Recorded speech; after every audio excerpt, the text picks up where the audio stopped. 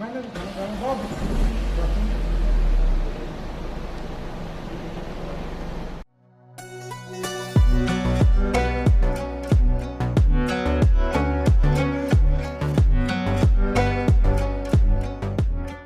अस्सलाम वालेकुम, मेरा नाम है जहाज़ेब हाशमी और ये है टोयोटा कोरोला इंडस 2001 मॉडल। ये टोयोटा कोरोला की 8th जनरेशन है जो कि वर्ल्ड वाइड 1995 से 2002 तक आई है। ये स्पेसिफिक कार 2001 मॉडल है, यानी कि बिल्कुल एंड की है, और ये गाड़ी एक्सी लिमिटेड है।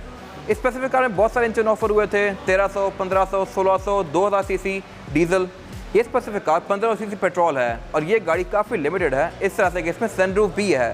ये सनरूफ जेनवन कंपनी से आई हुई है, जो कि आगे दिखाऊंगा आपको अभी इंटीरियर में जाके। और इसके अलावा इस गाड़ी का फ्रंट बम्पर और हेडलाइट्स भी जीटी वाली लगाई हुई हैं। ये हेडलाइट्स जापानी कार में आती थी। खैर, इस स्पेसिफिक कार की डिमांड 17 लाख रुपए है और ये गाड़ी साइकिल मोटरस्पोर्ट के पास अवेलेबल है। अगर आपने इस गाड़ी के बारे में कोई इन्फॉर्मेशन लेनी है तो आप इस दिए गए नंबर पर कॉल कर सकते हैं या फिर आप साइकिल मोटरस्पोर्ट को विजिट कर सकते हैं, जो कि रावलपिंडी में DSC2 के गेट 1 के ऑपोजिट लोकेटेड है। साइकिल मोटर्स की टोटल 2 ब्रांचेस हैं, एक DSC2 के गेट 1 के ऑपोजिट लोकेटेड है और फिर एक रावलपिंडी में मरी रोड पर लोकेटेड है।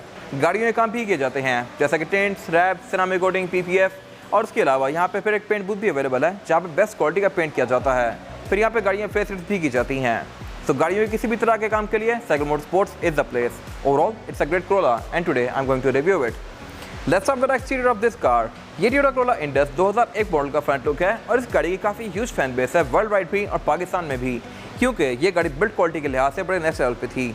इस गाड़ी से एक प्रॉपर सॉलिड फील आती है, बेशक वो बोनट हो, एक्सटीरियर हो, इंटीरियर हो, जो मर्जी हो। ये गाड़ी काफ़ी रोबस्ट है और आज भी ये गाड़ियाँ कोई खास काम नहीं निकालती।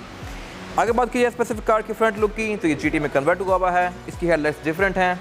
वैसे पाकिस्तानी कोरोला में हेडलाइट सिंपल सी आती है और उसमें एक ही हेलोजन पॉइंट होता है, बट स्पेसिफिक कार में 2 अलग अलग पॉइंट हैं और बीच में ब्लैक कलर की ये बॉर्डर्स दिए हुए हैं। इसमें दोनों में ही HID लगी हुई है। फिर इसके साइड पे ये टर्निंग लाइट आती है इंडिकेटर की, और उसके अलावा फिर इसमें नीचे कंपनी से स्टैंडर्ड फॉग भी आती है जापानी वाली कार में। बाकी ग्रिल वगैरह इस गाड़ी में नॉर्मल सी आती हैं और उस एरा में कोई बहुत ज़्यादा फंक्शन नहीं आते थे। इसके बाद अगर बात कीजिए इस गाड़ी की साइड प्रोफाइल की, तो यहाँ पे आप एक जो चीज़ मेन नोटिस करेंगे वो ये है कि गाड़ी हाइट के लिहाज से बहुत ज़्यादा ऊँची नहीं है। ये गाड़ी मुश्किल से मेरे शोल्डर तक आती है और उस एरा की मोस्टली कार्स काफ़ी नीचे ही होती थी, and this car is not different. बाकी इस गाड़ी में काफ़ी स्लीक सी लाइन्स कंटिन्यू करती हैं फ्रंट से लेकर रेयर फेंडर तक, और उसके अलावा इस गाड़ी में रिम भी 15 इंचज़ के हैं। उस एरा में रिम 13 इंचज़ 14 इंचज़ के आते थे, बट इसमें 15 इंचज़ का आ रहा था। बाकी इस गाड़ी में साइड मिरर नॉर्मल से ही हैं, इनमें कोई रिट्रैक्टेबल वाला फीचर नहीं आता। इसके अंदर वाले ग्लास को आप एडजस्ट कर सकते हैं गाड़ी के अंदर बैठ के ही। अंदर एक नॉब सा दिया हुआ है जिससे आप इसको ऊपर नीचे कर सकते हैं। बाकी फिर स्पेसिफिक कार में ये एयरप्रेस लगे हुए हैं इंडस के। डोर हैंडल वगैरह इस गाड़ी में नॉर्मल से आते हैं और इनमें की होल भी आता है, आप इसको यहीं से लॉक और अनलॉक कर सकते हैं। और अगर बात कीजिए इस गाड़ी की एब्सोल्यूट साइड प्रोफाइल की, तो यहाँ पर जो सबसे यूनिक चीज़ है वो है इस गाड़ी की सनरूफ। कोरोला में सनरूफ बाय द वे 2009 के बाद आना शुरू हुई थी। कोरोला की 10th जनरेशन से 9th या 8th जनरेशन में सनरूफ नहीं थी, बट ये कुछ गाड़ियाँ आई थी पाकिस्तान में जिनमें सनरूफ थी, और इस गाड़ी में कंपनी से फिटेड सनरूफ आई है। ये कुछ छत कट के नहीं लगाई गई, ये प्रॉपर सनरूफ है, जो कि मेरे ख्याल से एक बड़ी मज़े की चीज़ है। और इसके अलावा बाकी इस गाड़ी की विंडोज़ वगैरह टेंट की गई हैं, जो कि इसकी लुक को अच्छा बना रही हैं। और ये इस गाड़ी का रेयर फेंडर, इसमें करेक्ट लाइन्स फ्रंट फेंडर से शुरू होकर रेयर फेंडर से कंटिन्यू करती हैं। और इसके अलावा ये इसके बैक पे एक एरियल एंटीना लगा हुआ है। ये एंटीना उस एरा में बहुत ज़्यादा इन था। मोस्टली कार्स में एंटीना आते थे, बेशक वो मर्सिडीज़ की C या E क्लास हो या फिर ये गाड़ियाँ हों, इनमें बैक पे एंटीना आता था और इसमें भी लगा हुआ है। लेकिन इसको फोल्ड अनफोल्ड आप मैनुअली करेंगे। मर्सिडीज़ E क्लास में ये इलेक्ट्रॉनिक आता था, आप उसको गाड़ी के अंदर से ही रेस या ड्रॉप कर सकते थे। ये चीज़ लैंड क्रूज़र V8 में भी आती थी उस एरा में।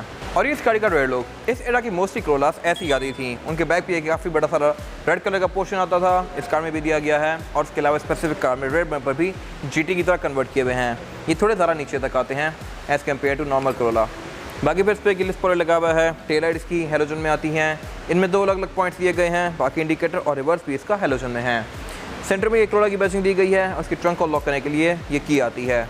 यहाँ पे की होल दिया गया है जिसमें की इंसर्ट करके आप इस गाड़ी की ट्रंक को लॉक कर सकते हैं। और ये इस गाड़ी की ट्रंक कैपेसिटी जो कि काफ़ी स्पेशियस है, यहाँ पर आप अच्छा खासा सामान रख सकते हैं। नीचे ग्लिट दी गई है जिसको उठा के आप इसमें से एक स्पेयर टायर और टूल किट भी एक्सेस कर सकते हैं।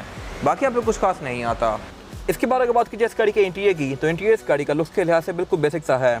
उस एरा में मोस्टली कार्स बेसिक आती थी और यहाँ पे उतनी चीज़ें दी जाती थी जितनी ज़रूरत होती थी, जैसा कि इसमें AC आता है, क्लाइमेट कंट्रोल आता है जो कि ऑटोमेटिक नहीं मैनुअल है, और बाकी यहाँ पे मीटर वगैरह सारा कुछ दिया गया है जो कि आपको एक डे टू डे कार से चाहिए होता है। और क्योंकि इनमें कोई बहुत ज़्यादा फ्रेजाइल चीज़ें हैं ही नहीं, तो वो ख़राब भी नहीं होती डेफिनेटली। खैर, अगर बात कीजिए इस गाड़ी के डैशबोर्ड की, तो ये पूरा ही ब्लैक है। अगर बात कीजिए स्टीयरिंग व्हील की, तो स्टीयरिंग व्हील इस गाड़ी का 3 स्पोक है, इसमें किसी भी कंट्रोल्स वगैरह नहीं आते, ये जस्ट बेसिक सा स्टीयरिंग है। ना ही पाकिस्तान में एयरबैग्स आते थे कोरोला में। इसके ऊपर ये लेदर से स्ट्रैप किया हुआ है। और अगर बात की जाए इसकी हेडलाइट के कंट्रोल की तो ये नॉर्मल से ही हैं। इन पर फॉग के कंट्रोल्स भी दिए गए हैं क्योंकि फॉग इस गाड़ी में बिल्ट इन आती हैं। फ्लैट स्पेस की विंडशील्ड वॉशर के कंट्रोल्स दिए गए हैं और इस गाड़ी का मीटर दिया गया है। मीटर इस गाड़ी का लुक्स के लिहाज से नॉर्मल सही है, बिल्कुल बेसिक सा, लेकिन इसमें लाइट्स चेंज की हुई हैं। इस कार के अपने मीटर में लाइट्स ग्रीन आती हैं। बाकी यहाँ पे स्पीडोमीटर दिया गया है, आरपीएम दिया गया है, बाकी फ्यूल और टेम्परेचर के गेजेस दिए गए हैं और इस गाड़ी का हॉर्न इस तरह साउंड करता है। खैर, अगर बात की जाए इस गाड़ी के यूनिक पॉइंट की तो वो है इस गाड़ी की सनरूफ। सनरूफ आपको इंडस में बहुत ही कम गाड़ियों में देखने को मिलेगी और ये गाड़ी उन रेयर कार्स में से एक है। इसमें सनरूफ कंपनी से लगी हुई आई है जिसका यहाँ पे प्रॉपर स्विच है। सनरूफ की प्रॉपर ये हाउसिंग दी गई है, शटर दिया गया है और ये सनरूफ प्रॉपर एक असल कार की तरह ऑपरेट करती है। इसमें कोई ऑल्ट्रेशन नहीं है। खैर, फिलहाल अगर बात कीजिए इस गाड़ी के डैशबोर्ड की तो डैशबोर्ड इस गाड़ी का पूरा ही ब्लैक है, सारा ही प्लास्टिक की फिनिश में है। एवेंट इस गाड़ी में टोटल 4 ही आते हैं, चारों डैशबोर्ड में हैं। सेंटर में डिजिटल क्लॉक दी गई है, उससे नीचे यहाँ पे इसका आम मल्टीमीडिया सिस्टम आता है, लेकिन स्पेसिफिक कार में यहाँ पे एंड्रॉइड पैनल लगा हुआ है, तो ये मेरे ख्याल से एक अच्छी चीज़ है। फिर उससे नीचे इसका क्लाइमेट कंट्रोल है जो कि बिल्कुल बेसिक सा है। नीचे यहाँ पे हेडलाइट का बटन दिया गया है जो कि इस गाड़ी में वर्किंग में है। फिर साथ यहाँ पे रेड स्टिक डिफॉगर दिया गया है, नीचे ड्रॉ दी गई है और इसका गेयर पैनल दिया गया है। इस गाड़ी में गेयर सिलेक्शन जो है वो है 5 फॉरवर्ड और 1 रिवर्स। ट्रांसमिशन इस गाड़ी में मैनुअल आती है, ऑटोमेटिक भी ऑफर होती है, ये गाड़ी ऑटोमेटिक नहीं है। फिर उससे पीछे इसकी हैंड ब्रेक दी गई है जो कि अगेन ट्रेडिशनल है और उससे पीछे इसका सेंटर कंसोल दिया गया है जो कि स्पेस के लिहाज से बस ठीक है। यहाँ पे अपना वॉलेट या गाड़ी की बुक वगैरह रख सकते हैं। अगर बात की जाए इस गाड़ी की सीट्स की तो सीट इस गाड़ी की फैब्रिक की फिनिश में है। ये फैब्रिक डोर्स के अंदर भी कंटिन्यू करता है और डोर्स वाला फैब्रिक क्रॉस स्टिच पैटर्न में है। ये डेफिनेटली बाद में बनवाया हुआ है। इस गाड़ी में टोटल 4 स्पीकर आते हैं, 2 फ्रंट पे दिए गए हैं, 2 बैक पे दिए गए हैं और स्पेसिफिक कार में बैक पे वूफर भी पड़ा हुआ है। इसके अलावा अगर बात की जाए विंडोज़ की कंट्रोल की तो इस गाड़ी में चारों ही विंडोज़ पावर्ड आती हैं और ड्राइवर की विंडो सिंगल टैप वाली है, यानी कि आप इसको सिंगल टैप से फुली रोल डाउन या रोल अप कर सकते हैं। और इसके अलावा इस गाड़ी की विंडोज़ वगैरह भी यहाँ से लॉक कर सकते हैं, डोर्स को लॉक अनलॉक कर सकते हैं लाइक दिस। और इसके अलावा बाकी ये गाड़ी की से स्टार्ट होती है।